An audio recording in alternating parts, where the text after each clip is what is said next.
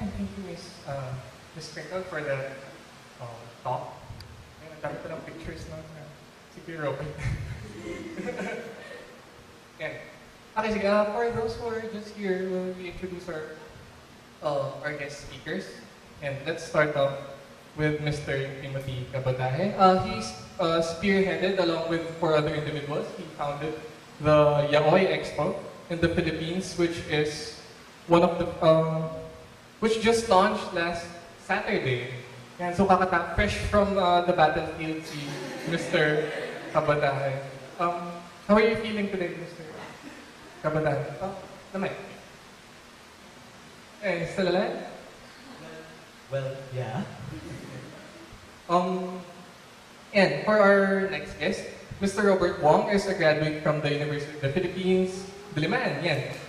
Bachelor of Fine Arts, Visual Communication, and a former Publicity Committee member of the UP-AMI in batch 2001.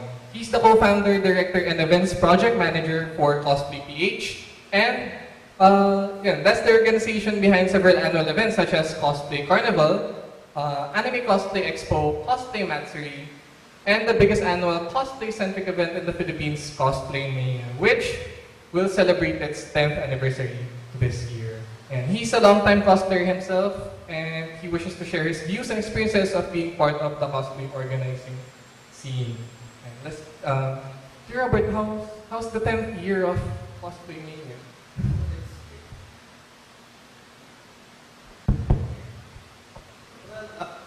Hello? Well, yeah, we're now celebrating our 10th year today. So that we started in 2008, and wow, 2018, and we're still here. Number one reason why we're still here is because of you guys. So thank you also for supporting Cosplay.ph events. Yeah, that's it. Are we going to expect 20 years of cosplay? Well, if you still want us around, yeah, why not? I can't live that long. Mamaya, maybe someone will ask for each, pero for our third guest, Mr. Bryan has been active in the furry hobby for over 5 years. He has 7 business and organizational founding experiences in various industries. One of the events he is currently organizing is Furry Pinas, which is the first furry convention in Southeast Asia and the only one in the Philippines that serves as the hub for anthropomorphic animals from film, TV shows, games, toys, and many more. It has various talks, workshops, games, and activities. When is it's April? April? May. May 19 to 20, 2018. How does it feel to be the first furry convention in the Southeast Asia? in Southeast Asia? Well, mainly it's branding and personal branding, right? being front that is okay. And pero there are many challenges being a person also. Like you don't have much benchmarks, you don't have a guide. You start from scratch, basically. May nahuna eh. And so let's please give a hand to our guest. Yes, again, let's start with the Q&A proper. We'll be starting with questions selected from the org itself, and then after that we'll select questions from the audience. Some members will be giving out paper, you can write your questions there, and we'll get it here later. And,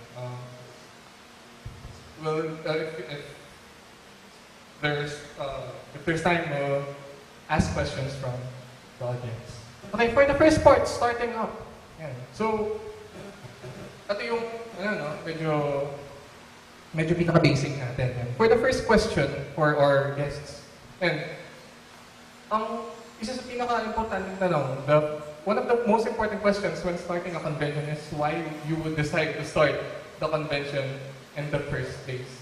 Kasi it's, as many of you would think, medyo malaking process yung i-undertake mo kapag gagawa ka ng convention. So why did our guest speakers decide to make or to organize the convention? Sige. Actually, pinaka-common goal in Manga namin is we do want to have another Bibat convention. We want to, kasi this Yaoi Expo project was initiated together with the Yaoi Army, which is a Los Angeles-based Bibat publishing company. So, lumapit sa amin and their boss said, guys, we want a beer convention na mag-feature din kami. So we set up, so we had grouped together with the common goal in mind. Okay. Mr. Robert. Ah, sige. Why we started the First Pinas. So actually, we nagsisimula siya sa, okay lang Filipino, right? Go lang. Walang, no foreign students. Wala. Okay. Sometimes meron kasi. So nagsimula kami, yung furry stuff kasi, yung furry hobby, hilig talaga namin. And we love the hobby since years ago pa. So, ang meron kasi is, we usually see furry conventions in USA, Europe, and Japan. Of course, Japan has everything. So, kumbaga parang me and a group of friends, okay, nakakaingit naman, may furry convention sila sa ibang bansa. So, why don't we start our own here? Southeast Asia, which happened to be the first one in Southeast Asia. So, we started it because yun nga, wala sa Philippines, we cannot even afford to go out of country yet during that time to attend furry convention outside of the Philippines. So we organized it here for our friends, community, and others. Okay, Robert. Okay. Sorry if I ask you guys to start first. Because I'm curious to see, you're pretty much starting. So I wanted to know how it feels like to actually start. For me, the feeling that they had is what I felt naglagan 10 years ago. But here's the thing. In my case, Cosplay.ph has 4 major events. And at the same time, we're not just limited to those events. We actually create partnerships with other groups, with other organizations, and help them provide cosplay events as well. So we're not just specific for our own events. To tell you honestly, the events that we have right now is the aftermath of helping others.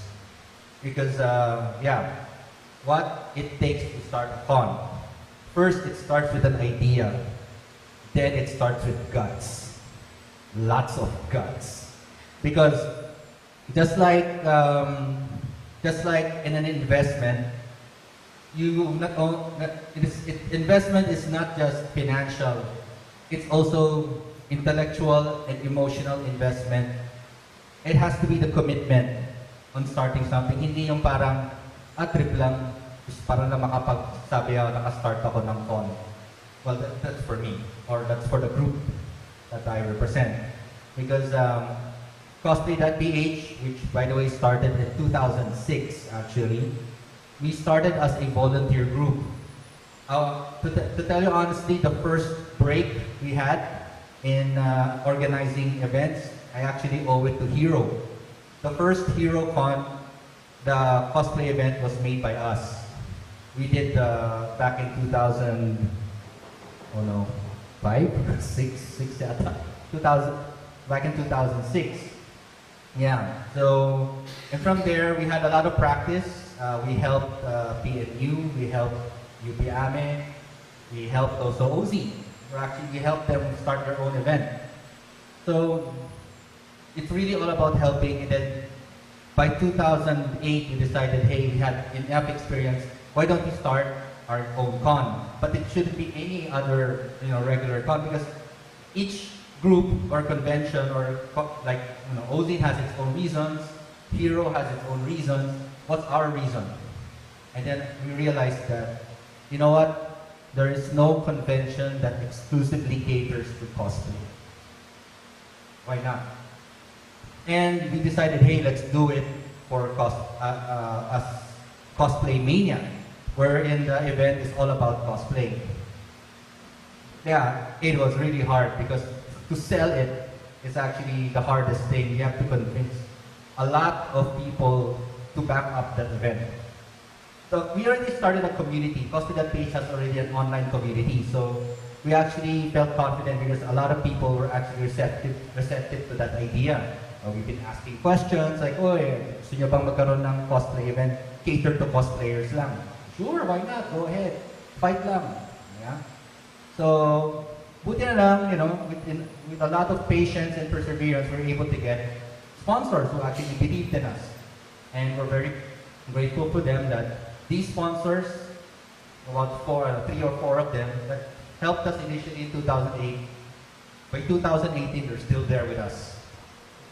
So yeah, that's what it takes to start a con.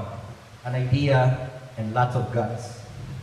And at the same time, it's also because of a lot of support from you guys. Okay. Speaking of yung mga stuff about sponsors and na yung preparing, can you take us through dun sa steps na from pre-production, if possible, mga general na ina-undertake na steps sa pag-prepare ng isang convention? You're sure you want to know that? That'll take more than 2 hours. Can you, yung mga important people? But what about you guys? You wanna? Sige po, For starters, build relationship sa anyone, corporate, individuals, small business, build relationship, and that one will make your life way easier. Okay, so let's say like so for Pinas first time namin kasi mag-public. 2014 kami nag-start, this year lang kami magiging public, talaga. So like we have one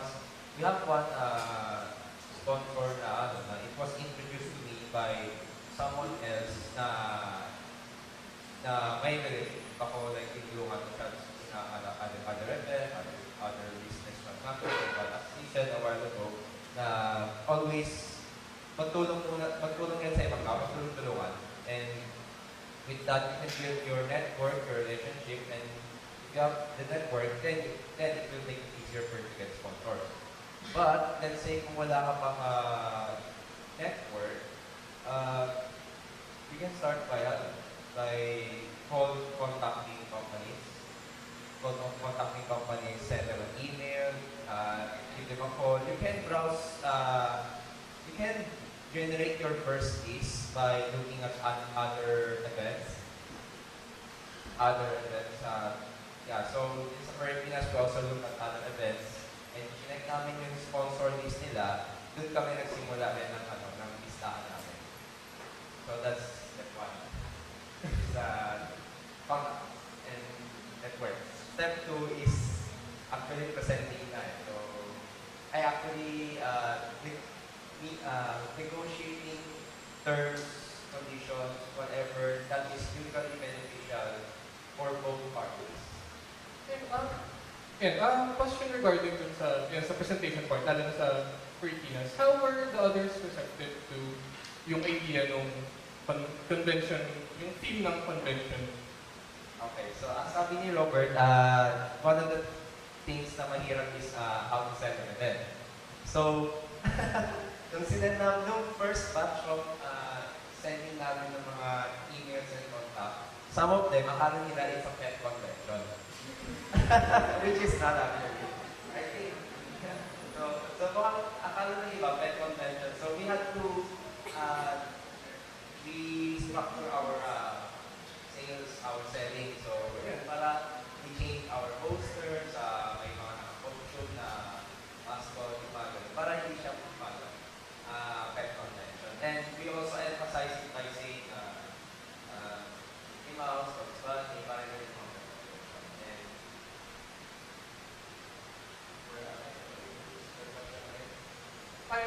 how were the other, ano yung reception ng mga...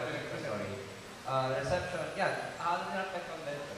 Sponsor. Pero sa huli, pag in-explain mo na in person, kasi actually one of the biggest challenges is how to make them respond to you. Like, you send 100 emails, bakit di mo lang mag-respond? Tapos yung 95, binukas lang nila na hindi nag-reply. So, yeah, so it depends on how you send the email. A lot of factors depending on how you approach them. So, yung sinasabi ko ngayon is assuming na wala kang connection sa kanila. Like, you completely out of nowhere, sinend ko lang sa customer service or nahanap ko lang sila sa LinkedIn. Assuming completely out of nowhere. So, after nang mapag-meet mo na mag-meet kayo, mag-talk, mag-talk, phone call, then that's the time na in-explain namin na it's not a pet convention. Doon na namin nalaman na, ay, nakamira pet convention. So, the reception was, it's a unique idea. So, di ba sabi ng niche, pero I'll explain later why it's not really a niche. Dahil not super duper niche. So, yeah. How to say? Yung sa Yoel, how were the, ano yung reception ng others dun sa idea nung naghanap kayo ng sponsors or ng partner? The first thing we did kasi was, we're reaching out to, before kasi there was a Facebook group named Yaoi Philippines. It was one of, siguro the biggest Yaoi groups, and to have not ever existed on FB, so actually dun din kami before nag-reach out. So it's because of the nature nga of our convention, which is yaoi, we cannot span too much to avoid siguro unnecessary judgment from non-fans. Diba?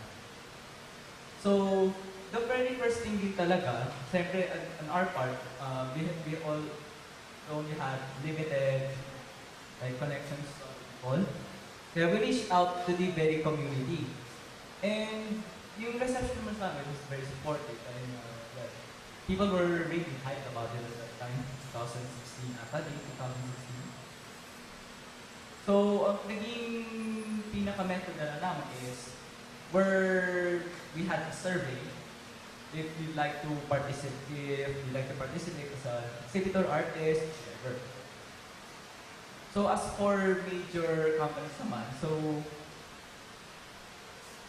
I believe siguro will try to be bolder next time since, to be quite frank, many companies are really conservative about PL and they won't really accept it very well. So we didn't go there.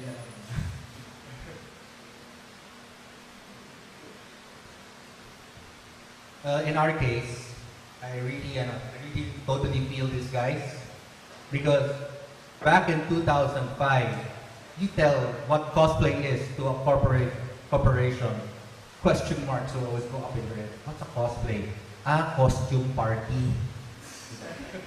Okay. Niche din ba yan? Okay. So back then, it was actually a hard sell. So yeah. But then, I have a tip. I have a tip for you guys, okay? For those who plan to start their own conventions, whatever theme it is or whatever subject it is, the first thing you should do when you try to get partners, sponsors, or exhibitors is to make sure that whoever they are, they have a connection to what you plan to give. In our case, cosplay. Yeah, it's actually very hard. How do you find the angle? Na, let's say, example lang to. How do you find the angle between cosplay and PLDT? I'm asking you guys. Yeah, how? I mean, these days, today. Maybe in marketing, perhaps collaboration with influence, like having an advertising featuring several characters or several cosplayers featuring products. Featuring products, okay.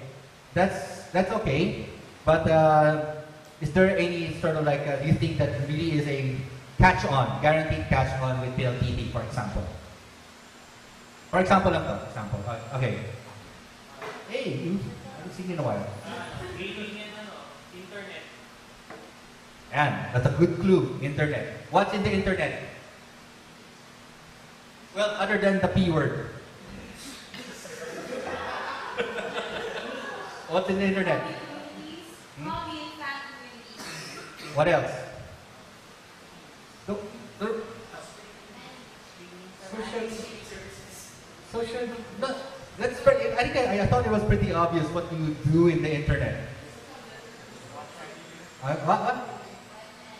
Oh, watch anime? Yeah. Okay. Okay. Anyway, just to speed it up. One thing is gaming. PLDT internet gaming.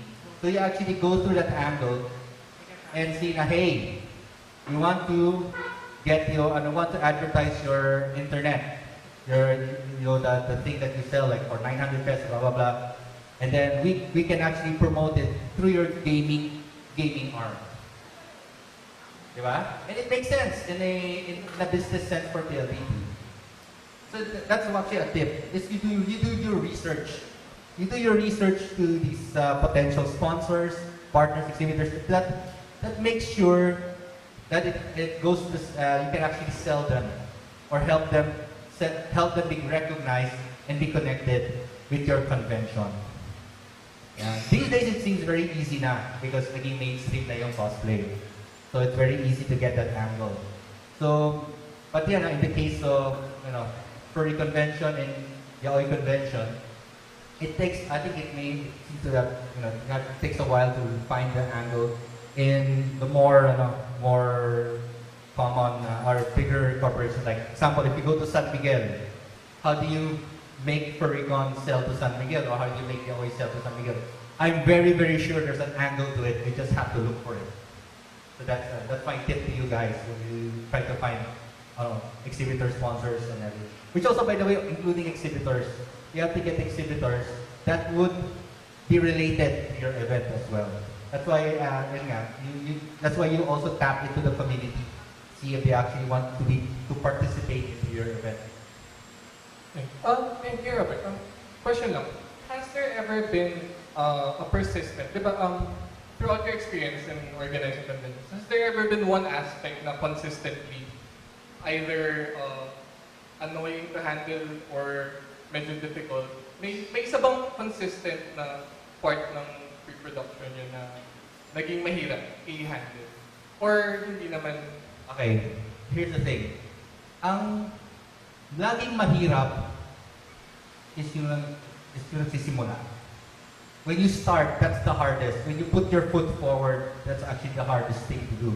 Because even if there's 10 years of experience behind my back, that's always been my consistent problem with myself. Because I'm myself as a person is doing the first step. Regardless whatever the reason, takot ka, tamad ka, basically may mga doubts ka, it's always the first step. But to tell you honestly, once you take that first step and you start walking and then running, it gets easier, so to speak, mentally, emotionally, and physically. So if there's anything that's consistent regarding in starting a convention, is to actually start it. But after that, everything else, you actually either plan it out, meaning you actually anticipate the problems that you'll have, and then in all the actions, you should always have constant, clear communications with your team, so that when one encounters a problem, they know what to do because you already decimated to them the issues, and and it's always about being united as a team as well. Sometimes there's a what do you call it, temptation to sort of like ikaw bida, gusto ko ikaw maging bida rito. Pero in our case lang in Cosplay.ph, it's always about being a team.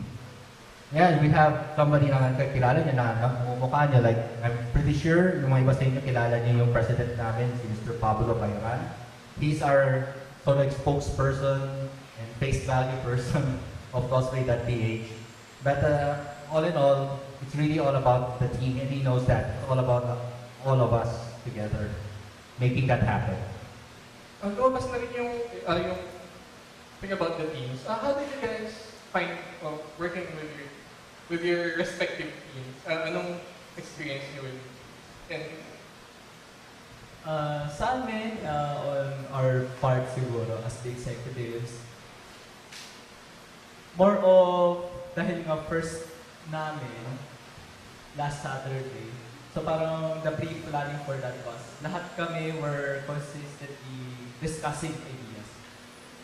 And yung general decisions namin will be more of, I have an idea, do you consent?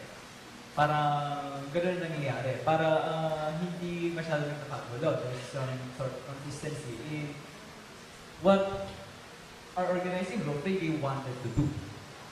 So parang ang kailangan talaga here is do not overstep siguro your boundaries as a co-organizer. Because all of you, especially in the main core team or organizing team, you all almost have equal rights. So whatever idea you have, it's worth hearing out, it's worth voting for, it's worth discussing. So at least that's my part. Okay, so medyo habang usapan to. Okay, so we have starting, time. We have yeah, so working in teams, right? Okay, so in teams, okay, isa sa challenge dyan is finding people who will actually stick with you. So one of the characters, I think that's one of the hardest.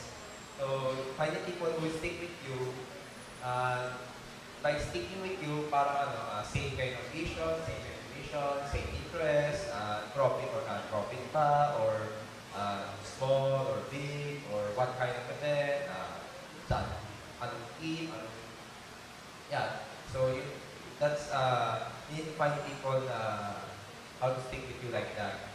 So second naman, okay, so pag nakahanap ka na ng tao, next problem is how to maintain it. Kasi sometimes priorities in life change. So kumwari, sa team ko, we started in 2013, tapos after our second event, ilan ba kami? Ilan ba kami sport? We were 7, I think, or 9. Tapos dalawa lang kami natira after ng second event namin. So, ako and other guy. So, kami dalawa lang natira because like, let's say, one guy na nag-graduate na, mas busy na sa work, isa naman, isa na, degree. So, iba-iba. So, you need to find a way to maintain the team. So, yung pag-maintain ng team, depende na yan. So, it could be internally motivating them, like passion, or externally motivating them, like recognition, rewards. Reward could be in the form of a monetary reward or something. Kasi like, let's say na, okay, so I keep on mentioning passion, right? Like, well, I didn't really keep on mentioning, like, I keep on emphasizing na passion pag-start sa, isa sa reason na mag-hold together the team, same passion, like kami, same for happy. Pero it's a reality rin na you need to make your event financially feasible and sustainable para yung mga ka-team mo mag-i-stay. Kasi eventually, maging adults din kayo and you need to pay your bills. Just like mga freelance artists, you need to pay your bills. So, hindi pwede exposure lang. So, sa per convention, we need to find a way to be self-sustaining para so that we can pay ourselves salary. Kasi ako, right, some of us, wala kami actually trabaho so that we can focus on this per convention and our other events. We have other events actually. May iba per event naman per event. So yeah, maintaining the team. Tapos, starting, maintaining,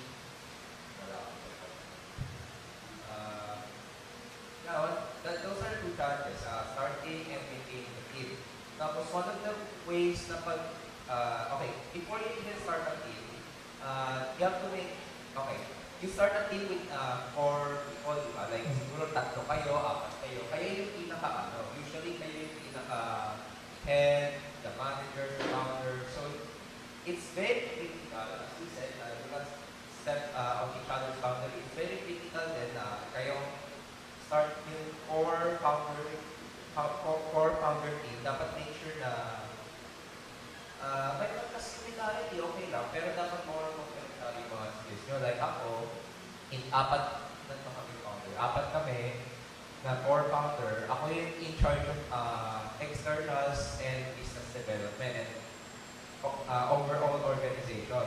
Yung isa naman in charge of only design and audiovisual and design.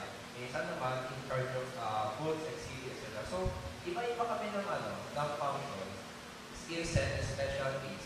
Hindi kami mag-overset ng kanya-kanya boundaries eh. Kasi magkakaroon talaga ng conflict yan. Lalo na pag malapit na yung event. Sobrang, magkakaroon din ng conflict yan.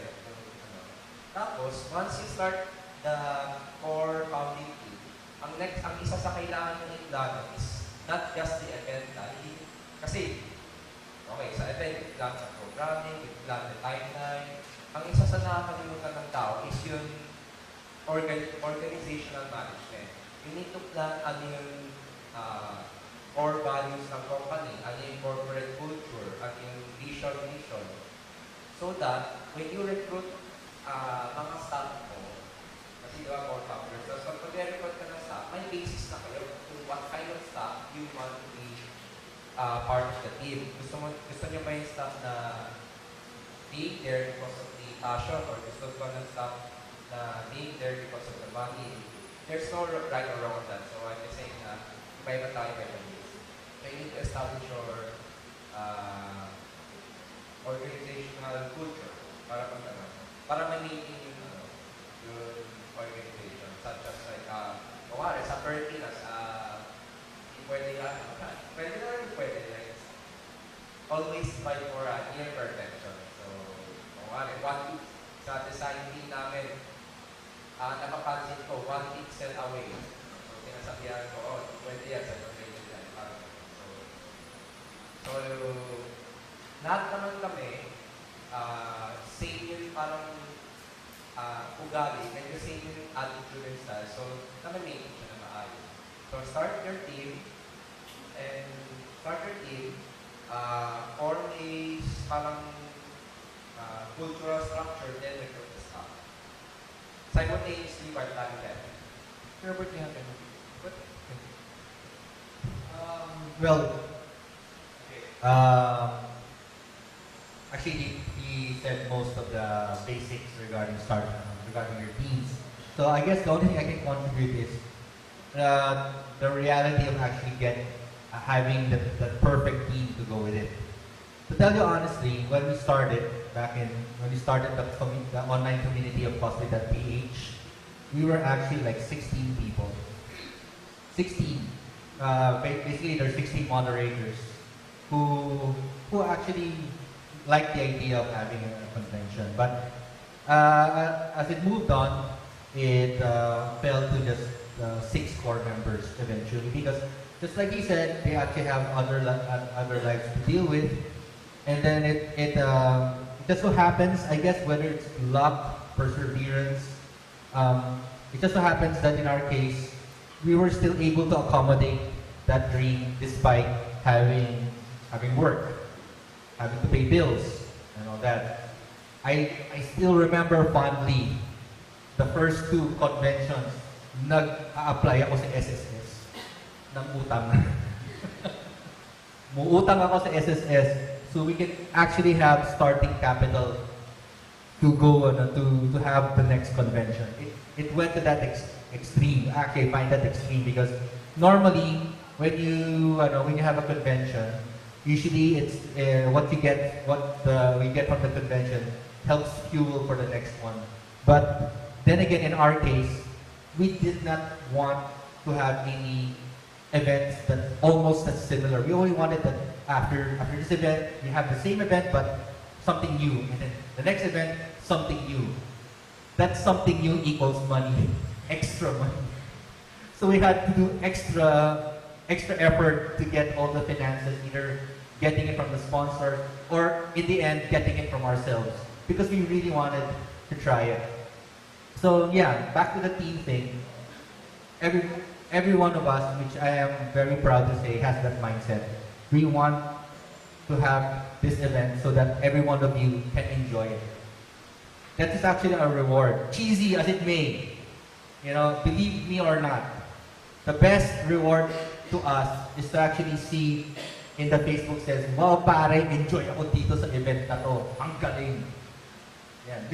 Ganun lang, makita ko lang ng ganun. Regardless whether straight English siya or JJ speak. Basta the fact is that these guys enjoy our event. That's reward for us. That makes us strive to make sure that every event we have has something new to offer. That's how it is. So yeah, and that's also with the team itself. So when we start, already have that team, have that core team with specific functions, which is actually quite an interesting story on a personal level for me, because out of the team of 6, I'm actually the one who has really no specific function from the start, because what happens is that I'm really the jack of all trades among all of them. But no, that's not actually a good thing for me. That's actually a big headache. I actually want to have a specific job, honestly. I would rather have that. Pero I'm glad that in the end, I was very happy with my current position there as a events project manager.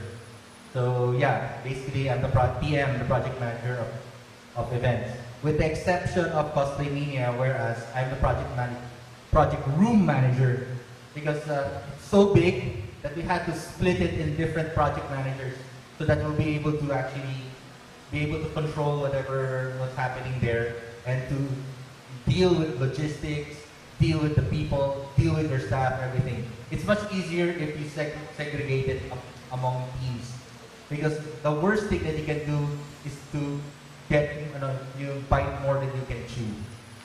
And it's not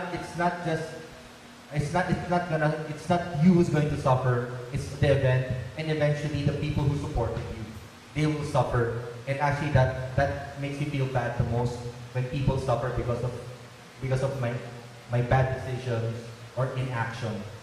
So yeah. So anyway, that's our mindset as a team, and it took us years to actually get that. And then at the same time, we're not just 6. We consider ourselves, the volunteers that we get are also part of our team. The marshals are also part of our team. We make sure that they're, like we said, we had a mission vision.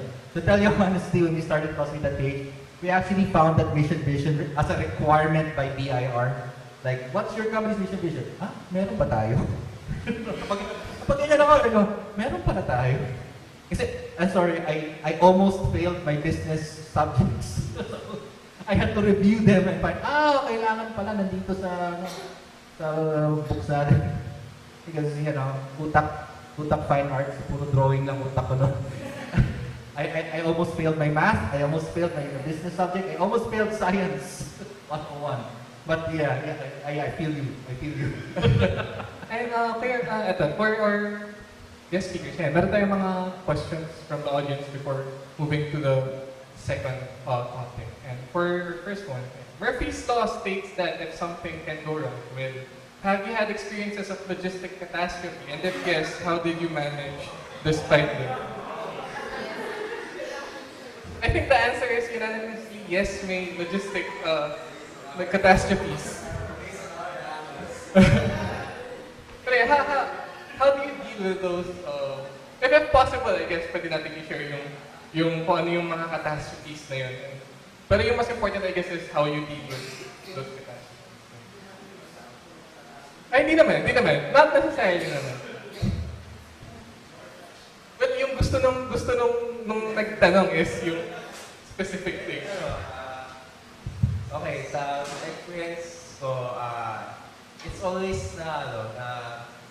your timetable is always 99% of the time hindi madedelay ka. 99, 95, 80, almost always madedelay yung timetable. So, yeah, one of the ways is to make sure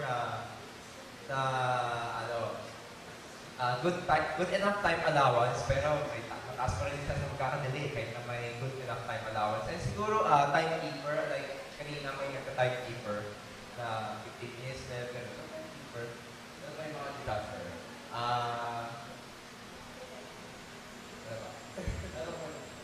parang pilit kinakalimutan ng utak yung disaster. Well, one of another disaster siguro ay you thought you already allocated budget for example, the main thing, the venue, but surprise, ang nababayaran pa? What?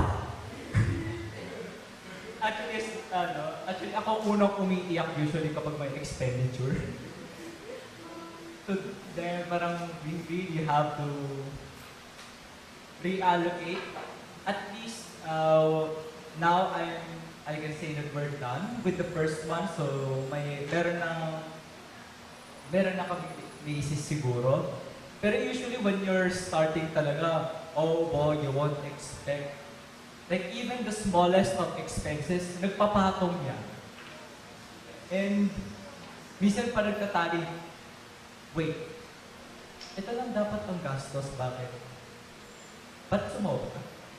So, at least that is the feeling on my part. Pero yun nga, always allocate a bit more. Para,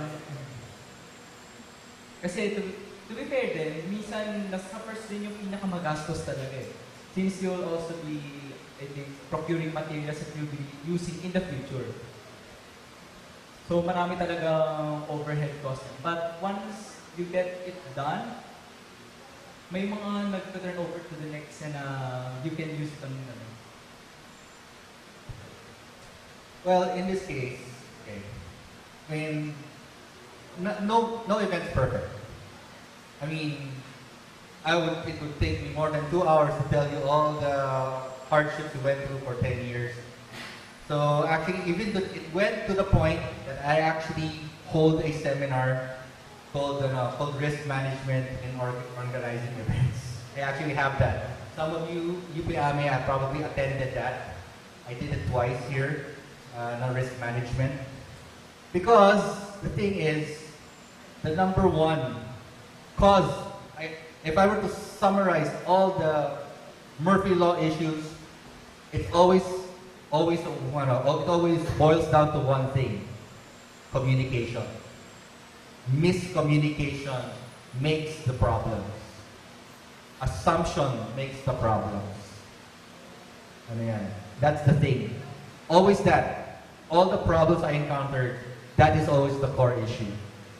Yeah. Diba? You don't, you like expect something to arrive on time, pero hindi dumating, tapos ang sasabihin sa'yo, ay, in-email mo ba? Akala ko, sinabi mo na kay blah blah blah. Talo tayo dyan. Yeah? O kaya, I texted you, ay, hindi ko na-receive. Ako pa may kasalanan kasi dapat not just text, pag after that I should make, makulit ako, tatawag ako, and all that, dapat sure. Basta if I were to have an assumption, pag hindi na reply, I will assume hindi niya nakuha. Ganun yun lagi. So, kailangan makulit ka. Yan. Diba? Kasi ang number one nightmare ko every time I have an event, and it's 2 in the morning at nag-i-ingress ako, and then biglang, ang ayaw ko, well, mayayari, ang ayaw ko narinig ay nakalimutan ko. O, nasaan siya? Sa Binyan, Laguna. Okay. Tapos traffic pa, or jeepney strike. So, paano yan? And yeah, sometimes you can prepare for it. It's just like in risk management. You try to predict all the problems, and then you make sure that in your planning, everything is covered. Yeah. And then, of course, another thing is also luck. Although I do not, and I will not encourage you to depend on that luck. Pero yeah, sometimes you get lucky, things happen, may nakalimutan, then buti na lang si Mr. Gengaya may dala siya. Diba? Or buti na lang hindi pala natin kailangan yung nakalimutan. Fine. You're lucky. Do not depend on luck. Instead, learn from them. To you guys, I know you're starting your events for the first time, or second or third. The number one is that you always learn from it. Tama ka, magastos talaga ang first event. Honestly, when we started the first event, we had no basis. The only basis we had to tell you honestly, we tried starting Cosplay Mania. The only basis we had is we asked our friends who does weddings. Yeah, I mean, it's the closest we can think of. You deal with people, you deal with the guests, which is the husband and the groom and bride, and the relatives. When you deal with them, they're the VIPs. You deal with the logistics behind it, the reception, the food. Yeah, it's exactly that. It's a different setting, but the core thing about it is the same. That's how we actually get some tips. We actually went to a wedding planner. And at one point, but hindi kami nag-depend sa kanya. Humingi na kami ng tip and then we just did our own after that. But at least we have somewhat a framework from that point. Ayun. For anyone who's thinking na hindi ko magagamit sa convention planning na mga gamit, magagamit nyo rin yan sa other things like yung thesis and choosing partners and planning.